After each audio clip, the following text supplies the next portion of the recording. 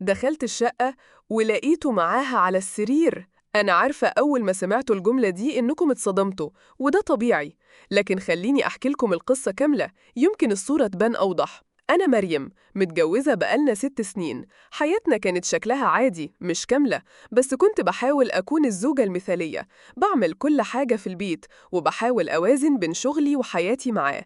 كنت فاكرة إن الثقة اللي بينا أقوى من أي حاجة، لكن في يوم رجعت من الشغل بدري وفتحت باب الشقة ولقيت المنظر اللي عمره ما هيمسح من ذاكرتي. هو قاعد على السرير ومعاه واحدة. اللحظة دي حسيت إن الأرض بتتهز تحت رجلي. لكن خدوا بالكم، الموضوع ما وقفش عند الصدمة.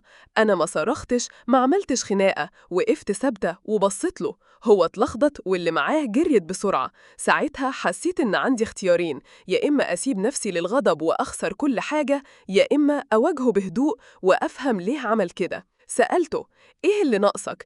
إيه اللي خلاك تدور بره البيت؟ رد عليا بحاجة عمري ما كنت متخيلها. قال: أنا مش لاقي الاهتمام، مش لاقي الحنية اللي محتاجها. اللحظة دي كانت زي سكينة في قلبي، بس برضو خلتني أفكر. إحنا ساعات بنغرق في المسؤوليات لدرجة إننا بننسى الطرف التاني. بننسى إن الكلمة الطيبة والاهتمام الصغير يفرقوا أكتر من أي حاجة. أنا مش بدافع عنه ولا ببرر الخيانة. الخيانة ما فيهاش أعذار. لكن القصة دي خلتني أراجع نفسي وخلتني أسأل: هو الحب وحده كفاية ولا لازم معاه مجهود مستمر ورعاية واهتمام؟ اللي يهمني دلوقتي أسمع رأيكم.